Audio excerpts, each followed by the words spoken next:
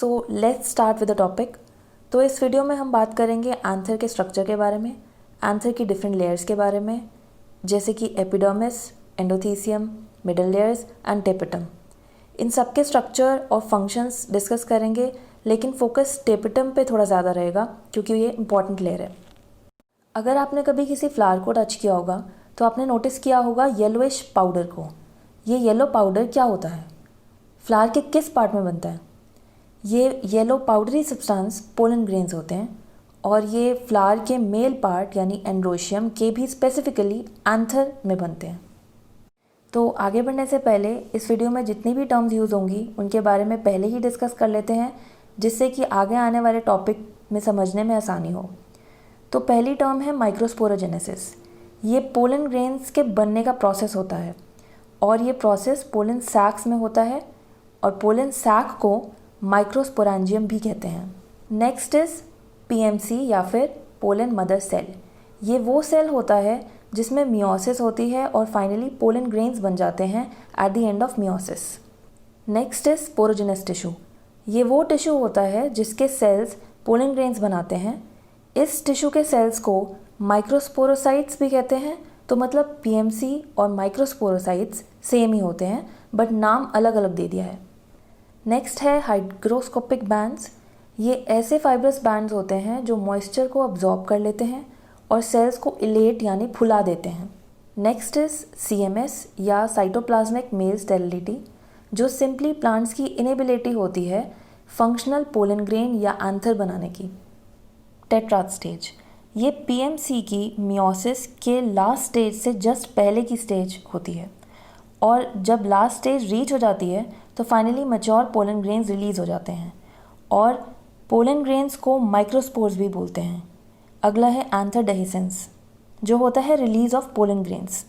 तो अब बात करते हैं एंथर और जो टर्म एंड्रोशियम है उसमें क्या रिलेशनशिप है। जो एंड्रोशियम होता है, जो टर्म है, वो फ्लावर के मेल रिप्रोडक्टिव पार्ट का नाम है जिसको स्टेमन भी बोलते हैं। और स्टेमन के दो पार्ट्स होते हैं, एक होता है स्टेराइल फिलामेंट और दूसरा फर्टाइल बायलोब्ड एंथर। तो मतलब जो पोलन ग्रेन्स बनेंगे वो एंथर में बनेंगे और बायलोब्ड का मतलब है एंथर में दो लोब्स हैं। तो अब बात करते हैं एंथर के स्ट्रक्चर के बारे में। First, they are tetrasporangiate. Tetra means 4 and sporangia means pollen sacs. इसमें बीच में स्टेराइल टिश्यू का कॉलम होता है, उसको कनेक्टिव टिश्यू बोलते हैं। और मैच्योरिटी पे जो ये लोब्स के बारे में हम बात कर रहे थे, ये लोब्स जॉइन कर जाते हैं।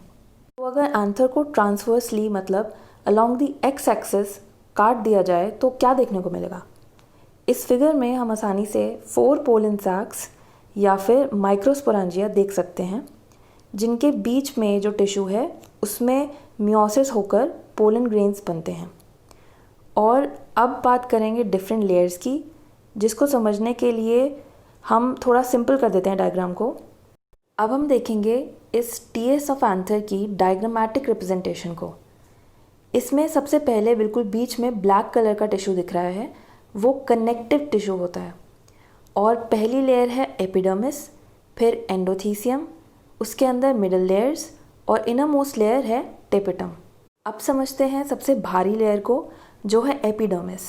इसका फंक्शन होता है प्रोटेक्शन और ये इनर मोस्ट वॉल जो टेपिटम है उसको स्टिमुलेट करता है। एपिडर्मिस के बाद आती है एंडोथीसियम। इस डायग्राम में रेड कलर से रिप्रेजेंटेड है ये लेयर। ये लेयर सिंगली प्रेजेंट होती है और इसके सेल्स रेडियली एलोंगेटेड होते हैं, मतलब cells along the circumference present होंगे एंथर के। इन सेल्स में बहुत इंपॉर्टेंट फीचर देखने को मिलता है, जो है प्रेजेंस ऑफ हाइग्रोस्कोपिक बैंड्स। ये बैंड्स अल्फा सेलुलोज के बने होते हैं और मॉइस्चर को अब्जॉर्ब करके एंथर की डेहिसेंस में यानी पोलन ग्रेन्स को रिलीज़ करने में हेल्प करते हैं। अब आते हैं मिडिल लेयर्स पे। इसके सेल्स एफेमेरल होते हैं, मतलब जब पीएमसीज या स्पोरोजेनस टिश्यू में जब मियोसिस हो रहा होता है तब ये सेल्स क्रश हो जाते हैं। और मिडिल लेयर्स के सेल्स स्टार्च के स्टोरेज सेंटर्स होते हैं। तो मतलब डिवाइडिंग टिश्यू यानी पीएमसीज को खाना ये लेयर बना के देती है। अब बात करते हैं सबसे इनरमोस्ट लेयर टेपिटम के स्ट्रक्चर के बारे में। इसकी मैक्सिमम डेवलपमेंट तब तक होती है जब PMCs अपनी टेट्रा स्टेज तक पहुंचते हैं। नेक्स्ट पॉइंट है, टेपिटम एक सिंगल लेयर है जिसमें बहुत सारे एक्टिव ऑर्गेनल्स होते हैं और डेंस साइटोप्लाज्म और प्रोमिनेंट न्यूक्लियर भी देखने को मिलता है। कभी कभी पॉलीप्लॉइडी यानी एक से ज़्यादा न्यूक्लियस भी देखने को मिलता है। अब जो ये टेपिटम लेयर होती है वो स्पोरोजिनस टिश्यू को सराउंड करती है ताकि डिफ्यूजन या एक्सोसाइटोसिस से खाना स्पोरोजिनस टिश्यू को आराम से पहुंच सके। लास्ट पॉइंट है, टेपिटम की एक्टिविटी एंथर डेhiscence से पहले स्टॉप हो जाती है। तो अब चलते हैं टेपिटम के फंक्शंस पे। तो सबसे पहला फंक्शन है कि टेपिटम जो लेयर है एक चैनल की तरह एक्ट करती है जिससे स्पोरोजिनस टिश्यू या मियोसाइट्स तक खाना पहुंचता है, तो इसलिए इसको न्यूट्रिटिव लेयर भी कहते हैं। लेकिन टेक नोट कि स्टार्च की स्टोरेज मिडिल लेयर्स के सेल्स में होती है और टेपिटम उस फूड को सिर्फ ट्रांसपोर्ट करता है।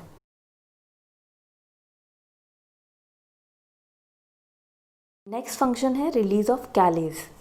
इस फिगर में आप देख सकते हैं कि पोलन मदर सेल कैलोज से सराउंडेड है। जब PMC मियोसिस के दौरान टेट्रा स्टेज तक पहुंचता है तब तक वो कैलोज से सराउंडेड ही रहता है, लेकिन जब पोलन ग्रेन्स या माइक्रोस्पोर्स रिलीज़ होने होते हैं उससे पहले ये कैलोज लेयर को डिग्रेड करने की ज़रूरत पड़ती है जो एक स्पेशल एंजाइम कैलेज करता है। ये कैलेज एंजाइम टेपिटम के सेल्स ही रिलीज़ करते हैं। Next function is that tapetum helps in cytoplasmic male sterility in case of self pollination by precocious release of कैलेज।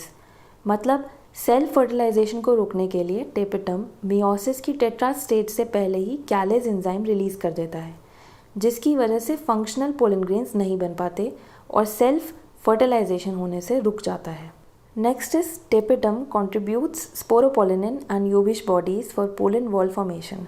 That means tapetum pollen wall के components sporopollenin and Ubisch bodies contribute करता है and sporopollenin is inert polymer and is a major part of exine.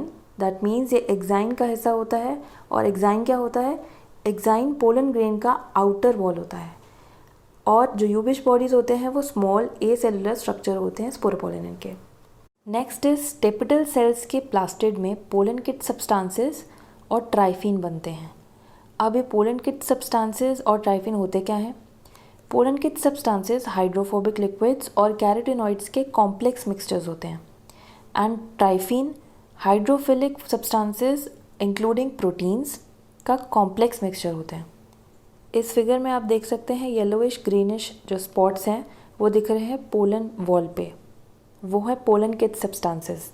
Next है pollen grain की wall में कुछ proteins होते हैं जो कंट्रीब्यूट करे जाते हैं टेपिटम और गेमेटोफाइट मतलब खुद पोलन ग्रेन से, और यही प्रोटीन्स रिजेक्शन रिएक्शन में भी हेल्प करते हैं।